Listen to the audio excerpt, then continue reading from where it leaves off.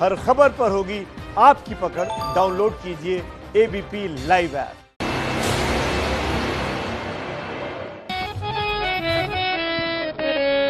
क्या कहना है बक्सर को लेके? विश्वामित्र के तपोभूमि के सत सत हमर प्रणाम, जहां अहिल्या तारल गईली शिक्षा लिहले राम। अब बामन अवतार लेके अब विष्णु जी आइले, गंगा जी के माए का हनुमान जी के ननिहाल हो गईले। चौसा के लड़ाई सिरसा सूरी से हुमायूं राजा हार गईले। तारका के मार के श्री राम जी जन जन के उद्धार कईले। अहे से डीजीपी साहब, पूर्व डीजीपी साहब गुप्तेश्वर पांडे रहले, तो क्या कहे के बा? अहे से गुप्तेश्वर पांडे डीजीपी बनले बिहार के उसान। अवेद पुराण में चर्चा जे भूमि के बाटे अक्सर, इहे जिला बक्सर भैया, इहे जिला बक्सर। बहुत बहुत धन्यवाद आपका। और देखिए दर्शकों का सारा उत्साह। बक्सर वालों कैसे हैं? नमस्कार, स्वागत है आपका एबीपी न्यूज में। आपके साथ मैं हूं अखिलेश आनंद। इलेक्शन मतलब एबीपी न्यूज। और देखिए अब हम बिहार के 32 जिलों से गुजरते हुए यहां पहुंचे हैं बक्सर। और एक इत्तेफाक में आपको बताऊं, आज ही की वो तारीख थी 1764 में 22 अक्टूबर, जब बक्सर की लड़ाई हुई थी, जो इतिहास के पन्नों में दर्ज है। और बक्सर के लोग यहां पर मेरे साथ मौजूद हैं, इनसे हम बात करेंगे। यहां की सांस्कृतिक धरोहर हो, राजनीतिक धरोहर हो, बहुत सभ्य विरासत है यहाँ की, बहुत समृद्ध विरासत है, उसकी भी बात होगी। लेकिन सबसे पहले आपको एक रिपोर्ट दिखाते हैं कि बिहार में आज किस तरीके की सियासत देखने को मिल रही है, क्योंकि प्रधानमंत्री मोदी की सभा यहां से बस 75 किलोमीटर दूर होने वाली है। रिपोर्ट देखिए।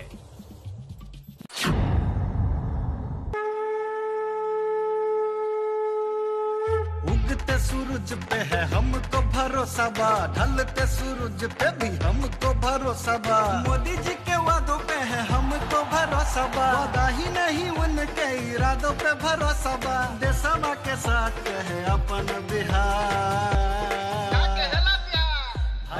भाजपा है तो भरोसा है के नारे के साथ बीजेपी ने आज बिहार चुनाव के लिए अपना संकल्प पत्र पूरे देश के सामने रख दिया। बीजेपी ने अपने चुनावी संकल्प पत्र में 5 सूत्र, 1 लक्ष्य और 11 संकल्पों का जिक्र किया। बीजेपी इसे आत्मनिर्भर बिहार का रोड मैप बता रही है, लेकिन संकल्प पत्र में कोरोना के टीके वाले वादे पर विरोधियों ने पखेड़ा खड़ा कर दिया है। हमारे देश में वैक्सीन का प्रोडक्शन उस लेवल पर होगा जिससे जो हम इधर प्रॉमिस कर रहे हैं, बिहार में हर एक के लिए मुफ्त में वैक्सीन मिल जाए। बीजेपी का संकल्प पत्र पेश करने आई वित्त मंत्री निर्मला सीतारमण के ये शब्द विरोधियों को शूल बनकर चुभे और कुछ ही देर में बीजेपी पर ताबड़तोड़ हमले शुरू हो गए। सवाल ये उठा कि कोरोना की मुफ्त वैक्सीन को लेकर सिर्फ बिहार के लोगों से ही वादा क्यों? इतना ही नहीं, तेजस्वी यादव ने बीजेपी से और भी कई सवाल दाग दिए। एक तो बीजेपी के पास चेहरा नहीं है, बाहर से आकर के वित्त मंत्री को प्रेस कॉन्फ्रेंस कराया जा रहा है और विजन डॉक्यूमेंट जारी कराया जा रहा है, यानी बिहार के बीजेपी नेता सक्षम नहीं है। कि सीतारमण जी से पूछिए, वित्त मंत्री भारत सरकार से, कि बिहार को विशेष राज्य का दर्जा क्यों नहीं मिला। आज जेडीयू ने भी अपना मैनिफेस्टो 7 निश्चय पार्ट 2 जारी किया और उस पर सबसे आगे लिखा, पूरे होते वादे अब नए इरादे। चिराग पासवान ने जेडीयू के मैनिफेस्टो पर सीधा हमला बोला। कहा, सरकार आते ही 7 निश्चय में हुए घोटाले की जांच करवाऊंगा और दोषियों को जेल भेजूंगा। लेकिन पीएम नरेंद्र मोदी के लिए चिराग ने आज फिर शब्दों के फूल बरसाए। खुशी जरूर है कि मेरे प्रधानमंत्री मेरे प्रदेश में आ रहे हैं, मेरे लिए गर्व का क्षण है। मेरी तरफ से उनका बहुत सारा स्वागत और शुभकामनाएं। कल प्रधानमंत्री नरेंद्र मोदी बिहार में अपने चुनाव प्रचार का आगाज करेंगे। उससे पहले बिहार की जनता का मूड क्या है, यही समझने के लिए कौन बनेगा मुख्यमंत्री का काफिला आज बक्सर में मौजूद है। तो चलिए शुरू करते हैं बक्सर से वार पलटवार। चलिए बक्सर से वार पलटवार की शुरुआत करेंगे। ये तो आपने एक रिपोर्ट देखी, बिहार में क्या सियासी हलचल है, उस पर पहले हम चर्चा कर लें। उसके बाद बक्सर के जो मुद्दे हैं, यहां के लोगों का क्या कहना है, नेताओं से हम जवाब मांगेंगे। मेरे साथ जो अलग अलग दलों के नुमाइंदे यहां पर मौजूद हैं, सबसे पहले उनसे मैं आपका परिचय करवा दूं। हिमांशु चतुर्वेदी भारतीय जनता पार्टी के नेता मेरे साथ जुड़ चुके हैं। आरजेडी से संतोष भारती मेरे साथ जुड़े हुए हैं। अशोक सिंह है जेडीयू के नेता, उनसे भी हमारी बातचीत होगी। यामिनी मिश्रा है एलजेपी से। राहुल आनंद कांग्रेस के नेता हमारे साथ मौजूद हैं। और डॉक्टर अख्तर अहवान साहब हैं आरएलएसपी से। जी, आपका भी बहुत बहुत स्वागत है सर। सबसे पहला सवाल आपसे, बीजेपी के नेता से। आप लोगों ने जब आज अपना घोषणा पत्र जारी किया, 19 लाख नौकरियों का वादा किया, ये आरजेडी वाले 10 लाख नौकरी कह रहे थे, तो आप कह रहे थे पैसा कहां से आएगा, तंज कर रहे थे, टिप्पणी कर रहे थे, अब कहां से आएगा? देखिए, जिस समय आरजेडी वालों ने सरकार छोड़ा था और बिहार के मुख्यमंत्री नीतीश जी बने थे, उस समय कोई संसाधन नहीं थी, कोई व्यवस्था नहीं था। इसके बावजूद आज तैयारी करते करते आप जानते हैं, पूरा देश जानता है कि जो आरजेडी वालों ने, जो हमारे नेताजी बिहार के पूर्व मुख्यमंत्री हैं, कहां हैं नहीं है, ये आप जानते हैं। तेजस्वी जी ने अभी तो बोला था कुछ दिन पहले, तभी आप लोगों ने कहा था पैसा कहां से आएगा। नीतीश कुमार जी ने तो यहां तक कह दिया था, क्या जेल से आएगा पैसा? पैसा व्यवस्था करना पड़ता है, उसके लिए व्यवस्थित है, चिंता न करिए। आज विकास पे राजनीति हो रही है और उससे हम सब आगे बढ़े हैं। बिल्कुल। बताइए, मुस्कुरा रहे हैं बहुत आप, क्या बात है? देखिए, मैं स्पष्ट बता देना चाहता हूं, बेरोजगारी पे जहां तक सवाल है, 46.6% बेरोजगारी है, ठीक है, दुर्भाग्य है। और रिक्तियां जो है अभी नीतीश जी के सरकार में 4 लाख यानी 4.5 लाख है। तो हमारे नेता ने कहा है कि जब मेरी सरकार बनेगी पहली बैठक में 10 लाख नौकरी दूंगा। यानी नीतीश जी जो वैकेंसी रोके हैं उसको मैं दे दूंगा, घर तो मैं नहीं दूंगा। नीतीश जी वैकेंसी रोके हैं उसको मैं पूरा कर दूंगा, ये मेरा नेता का ऐलान है। जेडीयू इस पर क्या कहेगी? आप लोग तो बड़ी टीका टिप्पणी कर रहे थे 10 लाख नौकरी पर, अब आप कह रहे हैं 19 लाख हम देंगे, तो 9 लाख के लिए और पैसा कहां से आएगा? देखिए, माननीय मुख्यमंत्री नीतीश कुमार जी पहले कुछ नहीं बोलते हैं, जो काम करते हैं उसी पर बोलते हैं। उनका 15 साल से यही चल रहा है। हमको इस पर कुछ नहीं करना है। हम ये कहेंगे कि जितना हमने नौकरी दिया, जब आरजेडी की सरकार थी बिहार में, तो बिहार और झारखंड दोनों एक था, तो 15 साल में सिर्फ 95,000 सरकारी लोगों ने नौकरियां दिया और हम 15 साल में 7 लाख प्लस नौकरियां दिया है। बात समझ में नहीं आती है कि चुनाव के वक्त ही नौकरी की याद क्यों आती है कि नौकरी देनी है, जब रहते हैं सत्ता में लोग दे नहीं पाते। ये तो इसका जवाब नीतीश जी बताएंगे। 15 साल से वो ये इस प्रदेश के मुखिया हैं, न बेहतर शिक्षा है, न बेहतर रोजगार है, न बेहतर। सर, आप एलजेपी के नेता हैं, कुछ ही दिनों पहले तो आपकी भी तकरार हुई है, उससे पहले तो थे ही साथ साथ। तो हम सहयोगी होते हुए भी एक ऐसे सहयोगी हैं कि ये ऐतिहासिक। इधर से लोग कह रहे हैं मिली जुली सरकार है। हमारे नेता सत्ता में रहते हुए, उन्होंने जब रोजगार की बात हुई, शिक्षा की बात हुई और नौजवानों की बात हुई, तो वो नौजवानों के साथ हो गए। और भगवान कृष्ण ने कहा है कि अन्याय सहकर बैठ रहना महादुष्कर्म है, न्यायार्थ अपने बंद को भी दंड देना धर्म है। इस हेतु ही तो कौरव और पांडव करण हुआ। दंड देने किसको निकले हैं? नीतीश कुमार जी को दंड देने नहीं निकले हैं, लेकिन अगर उनके कार्य से बिहार की जनता खुश नहीं है तो जनता जनार्दन है, जनता मालिक है। चलिए, कांग्रेस के नेता अभी हमारे साथ हैं। आप जब सभी बोल रहे थे तो हंस रहे थे आप बहुत, बताइए जरा क्या वजह है? नहीं, हंसने का मसला ये है कि राष्ट्रीय जनता दल के नेता और हमारे महागठबंधन के नेता आदरणीय तेजस्वी जी ने जब 10 लाख की बात कही, तो इन लोगों को लगा कि रुपया कहां से आएगा। और 19 लाख नौकरियां देने के लिए जो आज झूठा डॉक्यूमेंट दिए हैं, उसके लिए रुपया कहां से ला रहे हैं। आप एक बात ध्यान दीजिए कि पूरे बिहार को डर के माहौल में भेजा जा रहा है। ये समझाया जा रहा है कि अगर हमें वोट नहीं दोगे तो कोरोना का वैक्सीन भी नहीं मिलेगा। बिहार की जनता अपना वैक्सीन खुद लेगी। तो जवाब लेना पड़ेगा, मैं आपके पास आता हूं, लेकिन बीजेपी के नेता हैं, ये कोरोना वाले वैक्सीन की बात कहां से आ गई चुनाव में? देखिए, जिस दिन से कोरोना काल चल रहा है, हमारे देश के जितने रिसर्चर हैं, बाहर से भी जितनी तकनीकियां हैं आ रही हैं। तो सरकार किसी की भी हो, कोरोना का वैक्सीन तो पहुंचना चाहिए लोगों तक। बीजेपी की सरकार आएगी तभी मुफ्त कोरोना वैक्सीन बांटेंगे, इसका क्या मतलब है? ऐसा नहीं है। अगर छत्तीसगढ़, जयपुर और महाराष्ट्र में सरकार नहीं है, वहां नहीं मिलेगा क्या? बिल्कुल मिलेगा। बीजेपी की सरकार किसी के साथ सबका विश्वास लेकर के चलती है। अब राजनीति का मुद्दा है, आप राजनीति का मुद्दा है, राजनीति में कोरोना वैक्सीन कैसे? ये अपने में तू मैं करके बिहार के मेहनतकश आवाम को चक्की में पीस रहे हैं। इस बार बिहार में शिक्षा वाली सरकार बनेगी, रोजगार वाली सरकार बनेगी और बिहार में संसाधन की कमी नहीं है। नेताओं के पेट में करोड़ों अरबों अरब रुपया जमा है। उपेंद्र कुशवाहा उसको बाहर लाएंगे। अब बिहार में गरीबों की शिक्षा वाली सरकार, रोजगार वाली। मैं आ रहा हूं, बोलिए क्या बोलना है, बोलिए क्या करना है?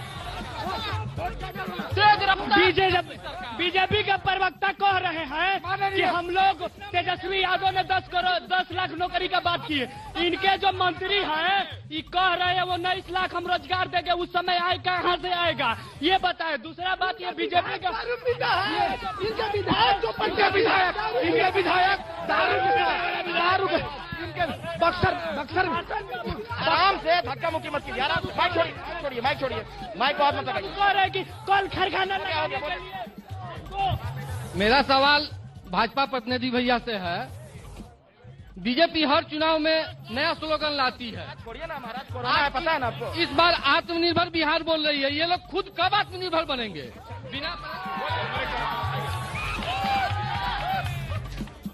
यही हमको कहना है कांग्रेसी सरकार के जो 2014 से पहले घोटालाबाजी पार्टी जो आज के डेट में अपना सीधा बांध के बैठा हुआ है कि हम हरिश्चंद्र हैं और इससे बड़ा चोर और इससे बड़ा चोर पूरी इंडिया में नहीं है। बिहार में 30 साल से नीतीश जी, लालू जी दोनों आदमी सरकार चला है। यहाँ पे हाला गुली ना 30 साल में क्या हुआ आप ही बताइए। आप लोगों से सवाल है, दोनों से सवाल है। 15 साल लालू जी के, 15 साल नीतीश जी के, आरजेडी और जेडीयू के नेता दोनों जवाब दीजिएगा। पहले आपके पास आ रहा हूं। 4 प्रमुख काम, बड़ी बात बताइए। लालू जी शासन में थे तो क्या किया आप लोगों ने? 4 महत्वपूर्ण काम, इधर उधर की बात नहीं, टू द पॉइंट। मैं बिल्कुल आपको सही बताऊंगा। लालू जी जब सरकार में आए तो बिहार में 7 यूनिवर्सिटी खुला गरीबों के बच्चों को पढ़ने के लिए। लालू जी ने क्या कहा? भेड़ चराने वाले, सुअर चराने वाले, गाय चराने वाले पढ़ना लिखना सीखो। और यही बात कुछ लोगों को अच्छा नहीं लगा और उसको लोग कह रहे हैं जंगल राज। लालू जी ने सबको सम्मान किया। यही बात आप लोगों को अच्छी नहीं लगी और जंगल राज कह के इन्हें बदनाम कर रहे हैं, क्या ये आरोप लगा रहे हैं? देखिए, राजद के साथी जो उदाहरण दे रहे हैं ये अपने से जंगल राज कर रहे हैं, ये अपने से जंगल राज कर रहे हैं। हम तो दावे के साथ कहते हैं कि हमने जो 15 साल में किया, इनके सारे कुकर्मों को गड्ढा से उठा करके हम आसमान में बिहार को पहुंचाने का काम किया। आसमान में पहुंचा दिया आपने बिहार को। बिहार आसमान में पहुंच गया क्या? बिहार आसमान में पहुंच गया क्या? बताइए, बिहार आसमान में पहुंच गया क्या? बोलिए। 70 साल कांग्रेस ने लूटा, 15 साल लालू ने लूटा और 15 साल नीतीश ने लूटा। और पहली बार बिहार में मुद्दे आधारित राजनीति हो रही है, शिक्षा और स्वास्थ्य पे हो रही है और उसमें उपेंद्र कुशवाहा लीड कर रहे हैं। जो 10 साल नौकरी देने की बात कर रहे हैं वो पहले ही अपनी एलिजिबिलिटी क्राइटेरिया तो फुलफिल कर ले, मैट्रिक पास कर। बोलिए क्या बोल रहे हैं? हम सोचते हैं सर शिक्षा पे काम हो, उपेंद्र कुशवाहा आएंगे तो ये वादा किया है कि उपेंद्र कुशवाहा आएंगे तो शिक्षा पे सुधारेंगे। शिक्षा हम कहना चाहते हैं कि अगर आरजेडी ने शिक्षा की सरकार दी, माइक मत पकड़िए और सोशल डिस्टेंसिंग का ख्याल रखिए। अगर आरजेडी ने शिक्षा की सरकार दी थी तो अपने बेटे को क्यों नहीं पढ़ा पाए लालू जी? बोलिए, आप में से कोई बोलना चाहेगा? बोलिए। हाँ। हम पूछते हैं आखिर जो लालू जी अपने लड़के को क्यों नहीं पढ़ा पाए? बोला।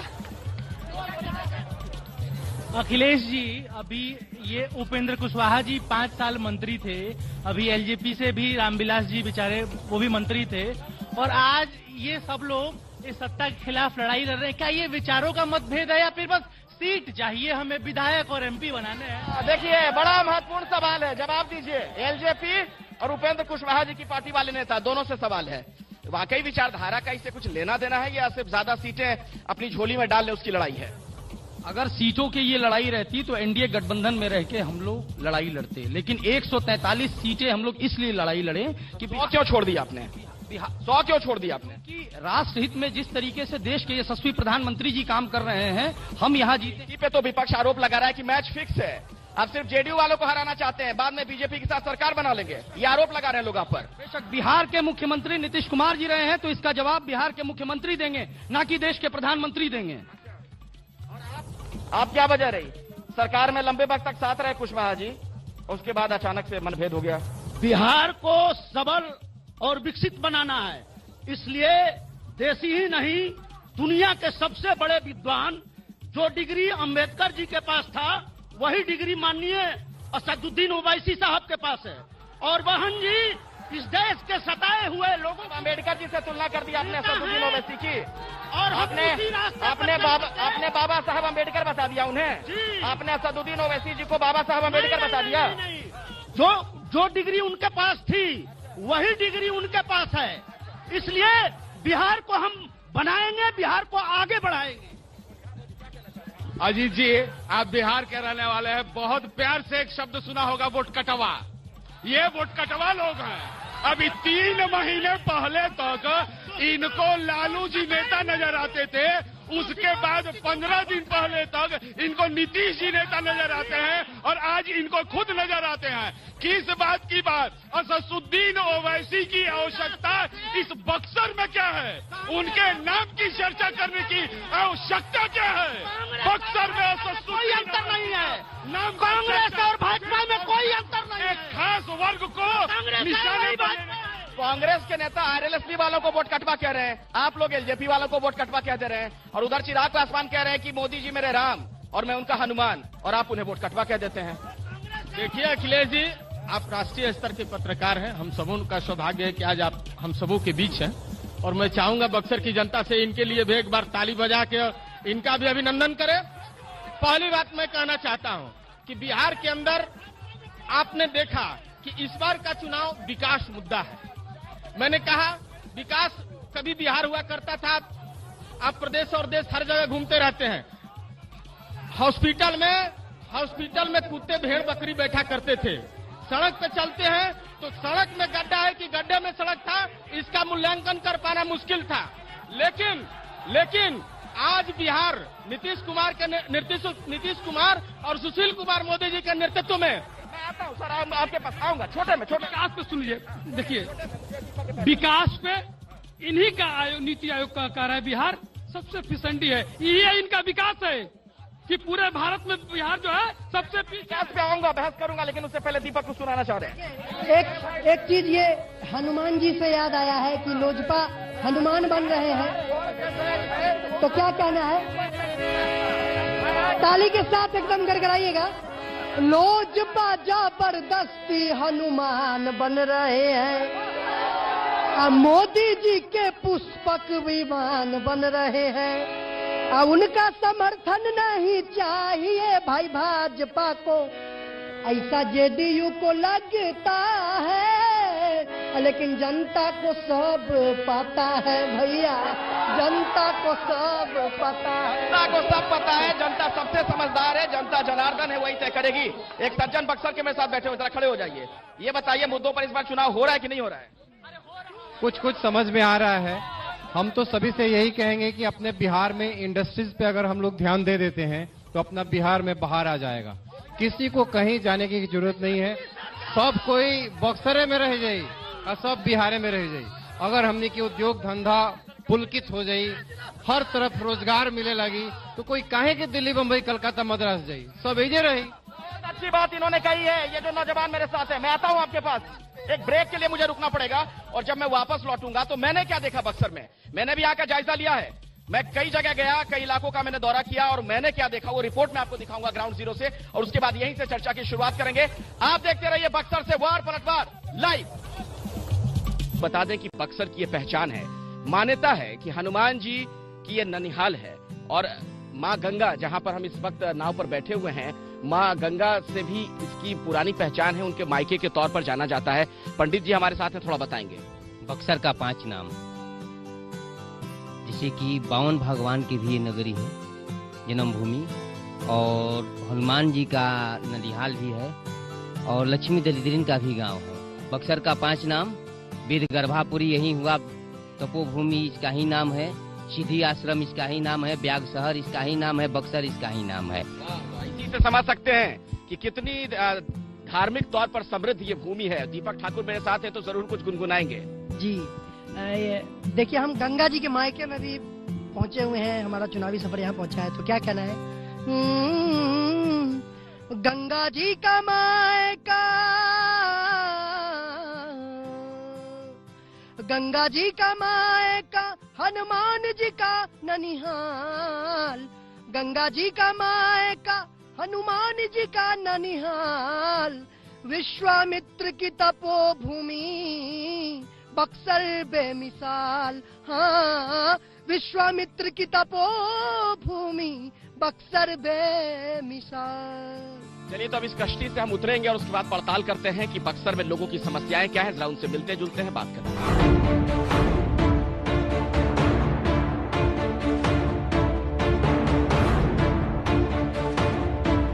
तो बक्सर की हम पड़ताल कर रहे हैं और ये राम रेखा घाट है, बहुत ही मशहूर है, लेकिन जरा यहाँ गंदगी आप देखिए। सवाल ये है कि जिस जगह का इतना बड़ा धार्मिक महत्व है उसे विकसित क्यों नहीं किया जा रहा है ताकि और ज्यादा संख्या में यहाँ पर श्रद्धालु आए, भक्तगण आए। गंदगी हर तरफ है और ये देखिए, ये तो बताइए, ये तो बड़ी चौंकाने वाली चीज है जो मुझे नजर आ रही है। ये देखिए, ये बिहार में शराबबंदी है, लेकिन शराबबंदी का हाल आप देखिए। ये घाट पर, गंगा के घाट पर आप देख रहे हैं दारू की बोतल और उसका ये कवर है, ये हुआ है। एक और ये देखिए, स्पेशल विस्की। अब आप सोचिए, ये है शराबबंदी का हाल, दारू बंद, शराब कैसे बंद है, सरकार के लोग इस पर क्या जवाब देंगे। गंगा घाट के बिल्कुल बगल में, राम रेखा घाट के पास आप देखिए।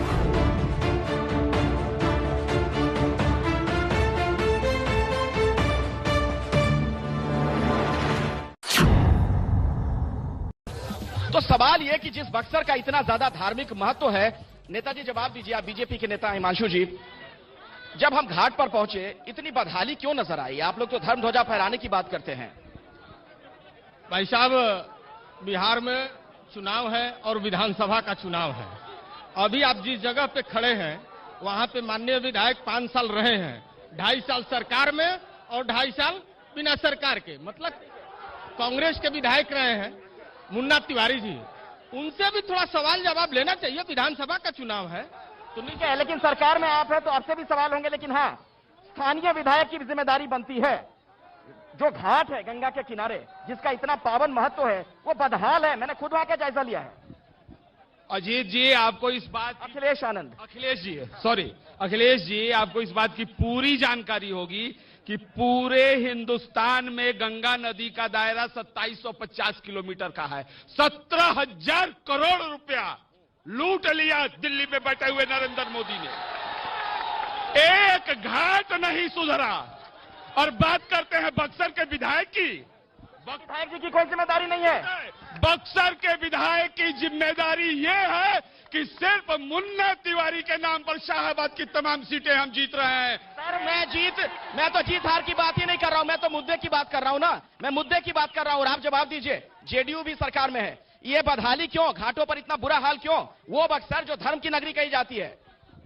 देखिए, जहां तक विकास का सवाल है, राज्य सरकार ने जो किया बक्सर में वही दिखाई दे रहा है। यहाँ 5 साल से जो कांग्रेस के विधायक हैं, इन्होंने तो सर मुझे आश्चर्य होता है, थोड़ा सा सुनिएगा। बक्सर कोई टापू तो है नहीं, कोई आइलैंड तो है नहीं, बिहार का ही हिस्सा है। आप बार बार कह रहे हैं कि अगर स्थानीय विधायक को करना चाहिए था, मैं मानता हूं, लेकिन सरकार क्यों होती है? स्थानीय विधायक की कोई जवाबदेही है या नहीं है? बिल्कुल है, मैंने उनसे सवाल पूछा, लेकिन क्या सरकार में जो लोग बैठे हैं, जिस पार्टी के मुखिया मुख्यमंत्री हैं यहाँ पर, क्या उनकी कोई जवाबदेही नहीं है? क्या आप बक्सर को कोई आइलैंड मानते हैं, कोई टापू मानते हैं? आप नहीं मानते हैं कि बक्सर बिहार में है? अभी बक्सर के विकास के लिए हम लोग स्टेशन से रामरेखा घाट तक डबल रोड बना रहे हैं, हम लोग वहाँ 2 धर्मशालाएं बनाए हैं, हम लोग जितना विकसित करना था उसको कर रहे हैं, उसमें कहीं कोताही नहीं है, हम लोग विकसित कर रहे हैं। इनका विकास अगर आप टावर देख लीजिएगा तो 5 साल नहीं 10 साल से उसी तरह पड़ा, गाड़ी नहीं चला है। टावर देख लीजिए और सुन लीजिए, इनका विकास यही है कि 2005 से लेकर 2020 तक। सर 15 साल शासन में आप लोग रहे, अगर आपने विकास उस दौरान ही कर दिया होता। 1% अपराध बढ़े हैं, मैं नहीं कह रहा हूं, इनका रिपोर्ट कह रहा है 2005 से 2020 तक 101.2% अपराध बढ़ा है बिहार में। यही विकास है इनका विकास। अब चूंकि मैं बक्सर में मौजूद हूं, गुप्तेश्वर पांडे यहीं से है, यहीं के रहने वाले, जो बिहार के डीजीपी थे, पिछले दिनों काफी चर्चा में रहे।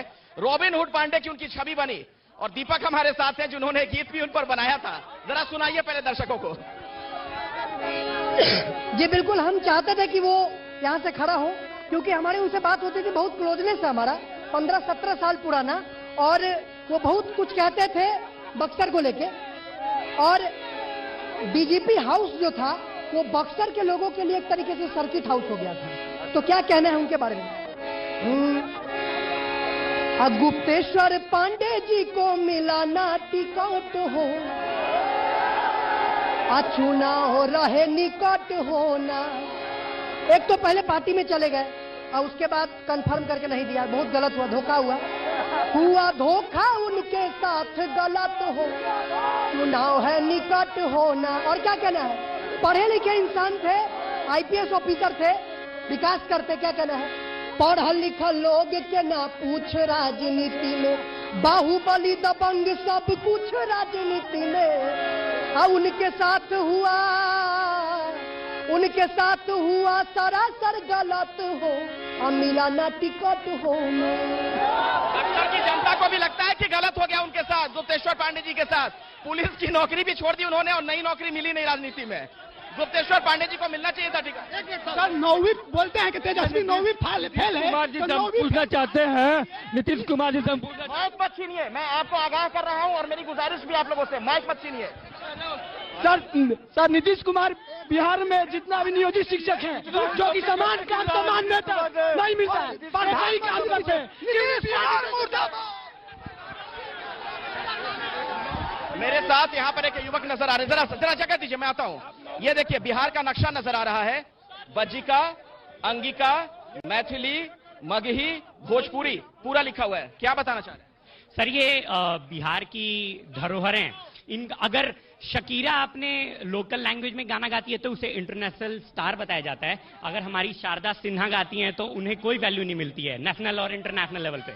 और दूसरी बात सर, बक्सर की अगर बात होती है तो सबसे पहले लोग बक्सर की लड़ाई, भगवान श्री राम को यहाँ पे पूरे शस्त्र मिले महर्षि विश्वामित्र के द्वारा।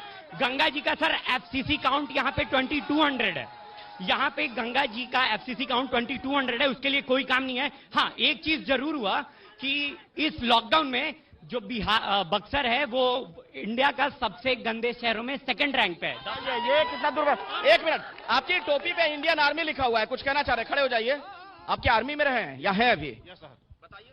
मैं सर्वप्रथम बक्सर की युवा शक्ति को सैनिक संघ बक्सर की तरफ से हार्दिक अभिनंदन करता हूं, और एक बार मेरे साथ भारत माता की जय, भारत माता की जय। मेरे साथ ये तमाम राजनीतिक पार्टियां खड़ी है, मैं सबका स्वागत करता हूं।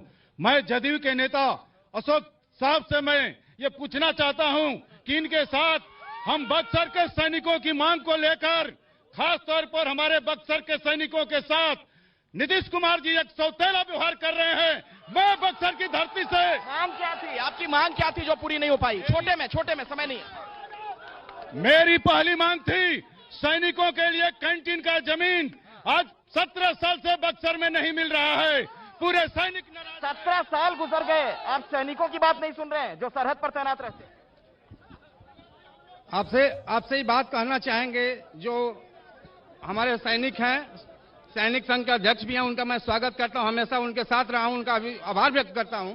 लेकिन ये बात तय है, नीतीश कुमार ही नहीं, देश में कोई भी व्यक्ति, कोई भी राजनेता कितना हो बड़ा क्यों ना हो जाए, सैनिक का कोई अपमान नहीं कर सकता। और उसमें नीतीश कुमार किसी को अपमान करना नहीं जानते हैं। तो कह रहा है कि कुछ काम ही नहीं हुआ है, उनकी पुरानी मांग कैंटीन तक नहीं बनवा पाए आप लोग। जमीन का जहां तक सवाल है, जमीन में कई तरह की टेक्निकल प्रॉब्लमें होती हैं। इनका प्रस्ताव भी गया है, चुनाव भी आ गया है, अब जनता को तय करना है। आप लोगों से रिक्वेस्ट है, छोटे में अपना अपना सवाल पूछिए, और बात बक्सर की होगी, बक्सर की समस्या की बात होगी, नेताओं से सवाल पूछिए। बक्सर 15 साल नीतीश जी का शासन रहा, मैं पूछना चाहता हूं कि 15 सालों में बिहार में सबसे ज्यादा पलायन क्यों है? दवा के लिए बाहर जाना है, पढ़ाई के लिए बाहर जाना है, इलाज के लिए बाहर जाना है। कांग्रेस के नेता ने कहा कि 15 हम वोट कटवा है, ऐसा साबित कटवा है, तो ये पूछिए इनसे कि इस देश में सबसे ज्यादा विधायक किस पार्टी का बिचा है? बीजेपी कौन सी मशीन है कि इनके विधायकों को खरीद के वॉशिंग मशीन में धो के साफ सुथरा कर देती है? हम पूछना चाहते हैं, धक्का मुक्की मत कीजिए, कोरोना का समय है, सोशल डिस्टेंसिंग का ख्याल रखिए। बोलिए। पूछना चाहते हैं कि वो 2 करोड़ रोजगार देने के लिए हमारे प्रधानमंत्री जी वादा किए थे, आज 19 लाख रोजगार देने का वादा कर रहे हैं। हम ये सर एक मिनट सर इतना समय नहीं होता, जल्दी बोलिए। दिखाना चाहते हैं ऐसा पुलिंदा ये है। पहले ये देखिए, ये पुलिंदा है। हम लोगों की नौकरी के लिए हम लोगों ने फॉर्म भरा था। 94,000 प्राथमिक शिक्षकों की बहाली बैकलॉग सीट पर हुई थी। ये केवल एक छोटा सा नमूना है, ये केवल एक छोटा सा नमूना है। ऐसा पुलिंदा हमारे पास बहुत सारा है, ये सारा वही है। हम लोगों ने नीतीश कुमार जी से कहा, माननीय मुख्यमंत्री से, कि ऑनलाइन कर दीजिए, ऑनलाइन नहीं किए। बैकलॉग सीट 2011 की बहाली है, नेताजी से बैकलॉग सीट 2011 की बहाली है। 2019 में लाठी गए, सिर फूटा, बहाली नहीं हुई, क्यों नहीं कर रहा है ये? मैं एक आम जनता हूँ। हेलो, सभी लोग शांत हो जाएं। मैं एक आम जनता हूँ। मैं ये पूछना चाहता हूँ सरकार से कि आज जीएसटी का जो हालत है, जीएसटी से व्यापार बंद हो रहा है। एक तो बीजेपी सरकार रोजगार दे नहीं रही है, ऊपर से जीएसटी इतना फाइन बढ़ रहा है कि व्यापार बंद करना पड़ रहा है। हेलो, जेडीयू के प्रवक्ता से मेरा एक सवाल है कि फिजिकल टीचर का रिजल्ट 8 महीना पहले आया था, अभी तक नीतीश कुमार ने उसकी बहाली क्यों नहीं कराई? सैनिकों का नीतीश कुमार जी ने हक बंद कर दिया है, राशन बंद कर दिया है। ये नीतीश कुमार रहना नहीं चाहिए। जिंदाबाद, जिंदाबाद। बक्सर में उद्योग धंधों का क्या हाल है? बक्सर में उद्योग धंधों का क्या हाल है? बक्सर में उद्योग धंधा तो पहले है ही नहीं। अगर हमारे बक्सर के जितने भी जनप्रतिनिधि लोग हैं, अगर उद्योग धंधा पे अगर ध्यान दे दें तो बक्सर में बाहर आ जाएगा। हम तो सबसे यही चाहते हैं कि आप हमारे उद्योग को विकसित कर दें। उद्योग हो जाएगा तो सब कुछ हो जाएगा। आप हंगामा करना चाहते हैं क्या? क्राइम करना चाहते हैं? बोलिए ना, क्या बोलना है? बोलना है कि नहीं बोलना है? बोलना है तो बोलिए, खड़े होइए, खड़े होइए। कुछ बोलना चाहते हैं? हाँ। ऐसा है, अभी मैं सबसे पहले प्रार्थना करूंगा अपने अनुजों से कि 2 मिनट मेरी बात सुन लें। आप शांत हो जाइए। मैं आग्रह करूंगा 2 मिनट। आज के परिवेश में जो राजनीतिक परिवेश बनी हुई है, इस संदर्भ में मुझको यही कहना है कि मूल्यों की राजनीति समाप्त होती चली गई है। किसने समाप्त किया? किसी पार्टी को कहना चाहते हैं या पूरी राजनीति? पार्टी की नहीं, राजनीतिक दल में जो भी चरित्र आए हैं, चाहे कोई भी पार्टी हो, वो राजनीतिक मूल्य समाप्त हो चुका है। अभी राजनीति जाति पाति धर्म संप्रदाय और क्षेत्र और भी बिहार में आपको लगता है कि जात के आधार पर ही लोग वोट डालेंगे? कोई दल ऐसा छूता नहीं है, सारे के सारे लोग। आप लोगों के लिए जाति महत्वपूर्ण है कि विकास? मुद्दे पे वोट डालेंगे कि जाति पे? मैं जो सवाल पूछ रहा हूँ उसका जवाब दीजिए। सर, आजकल के लड़के पढ़ कहाँ रहे, लौंडियाबाजी कर रहे थे। अभद्र भाषा का इस्तेमाल मत कीजिए। आपको पूरे देश भर में लोग सुन रहे हैं, आप लोग की व्यक्तिगत राय है, चैनल का इससे कोई वास्ता नहीं है। हाँ। मेरा यही सवाल है बीजेपी के प्रवक्ता से कि बक्सर में 8 साल होने वाला अश्विनी कुमार चौबे का बक्सर में फ्लाईओवर क्यों नहीं बना है? और सबसे बड़ा मुद्दा है जो छोटे छोटे बच्चे हैं वो बस से नहीं जा पाते हैं और जाम लगता है, आधा 1-1 घंटा का जाम लगता है। वो फ्लाईओवर भाषण मत कीजिए, याद रखिए, इतना लंबा नहीं। हाँ। भाजपा वालों से मेरा सवाल है, क्या गारंटी है कि ये 19 लाख भी एक जुमला साबित नहीं होगा? मैं सवाल का जवाब दे रहा हूं। देखिए, एक बात का ख्याल रखिए, कोरोना का समय है, हाथ मत पकड़िए, सोशल डिस्टेंसिंग का ख्याल रखिए। ये बताइए, वही वाला सवाल है, कह रहे हैं कि आप लोग जो 19 लाख की बात कह रहे हैं उसे जुमला क्यों न माने, जब आप उनके आरजेडी वाले 10 लाख पर कटाक्ष कर रहे थे। ये देश की मोदी सरकार से देश की जनता का, बक्सर बिहार सहित देश की जनता का एक संवेदना है और हर लोग जुड़ा है और उम्मीद है, नौजवानों की उम्मीद है उस उम्मीद का, उस विश्वास का मैं सम्मान करता हूं। लेकिन सुन लीजिए भाई साहब, लेकिन जो मोदी जी ने तय किया था, जो उसके मुद्दे थे, समय नहीं है, समय नहीं है, समय नहीं है, बोलिए बोलिए क्या बोलना। सुनिए आप, एक बात आप बताइए, पिछले कितने वर्षों से, अगर आप बीजेपी का बात करते हैं तो पिछले 492 सालों से राम मंदिर का जो मुद्दा था वो किसने खत्म किया? हमारी सुप्रीम कोर्ट ने